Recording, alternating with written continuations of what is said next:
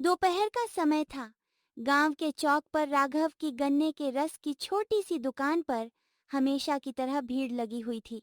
एक ग्राहक मुस्कुराते हुए बोला, राघव भाई, तुम्हारे रस का स्वाद पूरे इलाके में सबसे अलग है।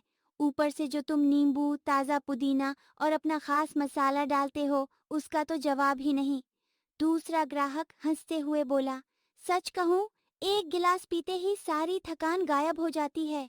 राघव मुस्कुराकर बोला, आप लोगों का प्यार है, मैं तो बस पूरी ईमानदारी से काम करता हूँ। अच्छी चीज दूंगा, तभी लोग दोबारा आएंगे। इतने में वहां गांव का प्रभावशाली साहूकार तेज कदमों से पहुंचा। उसके चेहरे पर गुस्सा साफ दिखाई दे रहा था।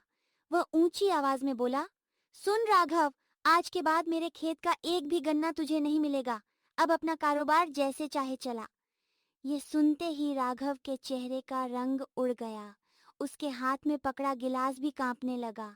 वह घबराकर बोला, मालिक, आखिर मुझसे ऐसी कौन सी गलती हो गई? अगर मुझसे कोई भूल हुई है तो मुझे बताइए। साहूकार बिना पीछे देखे बोला, मुझे किसी को सफाई देने की आदत नहीं है। आज जितना कमाना है कमा ले, लेकिन कल से मेरे खेत की तरफ कदम भी मत रखना। इतना कहकर वह गुस्से में वहां से चला गया। उसकी आवाज में ऐसा कठोरपन था कि वहां खड़े सभी लोग कुछ पल के लिए चुप हो गए। राघव समझ नहीं पा रहा था कि आखिर अचानक ऐसा क्या हो गया। उसे ऐसा लग रहा था जैसे कोई पुरानी दुश्मनी बिना बताए उसके सामने ला दी गई हो। शाम ढलते ढलते उसने अपनी दुकान समेटी और भारी मन से घर लौट आया। घर पहुंचते ही उसकी पत्नी सीमा खुशी से मुस्कुराते हुए बोली, अरे, आप आ गए। मैं कब से आपका इंतजार कर रही थी। राघव ने थके हुए स्वर में पूछा। क्या बात है? आज इतनी खुश क्यों लग रही हो? सीमा उत्साह से बोली। सीमा बोली, कल मेरे बड़े भैया के घर एक छोटा सा पारिवारिक समारोह है। उनके बेटे का जन्मदिन है।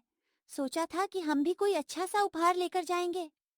राघव कुछ पल चुप रहा, फिर धीरे से बोला, सीमा, शायद इस बार ऐसा करना मुश्किल होगा। सीमा चौंक गई। क्यों? क्या हुआ? राघव ने दिन भर की सारी बात उसे बता दी। सीमा कुछ देर तक चुप रही, फिर बोली, चिंता मत करो, भगवान मेहनत करने वालों का साथ कभी नहीं छोड़ते। कोई ना कोई रास्ता जरूर निकलेगा। राघव ने गहरी सांस ली, लेकिन उसके मन में अगले दिन की चिंता लगातार बढ़ती जा रही थी। उसे समझ नहीं आ रहा था कि अगर गन्ना ही नहीं मिलेगा तो उसकी दुकान कैसे चलेगी। उधर भानु सिंह अपने घर पहुंचकर मन ही मन मुस्कुरा रहा था। उसे पूरा विश्वास था कि बिना गन्ने के राघव का कारोबार कुछ ही दिनों में बंद हो जाएगा।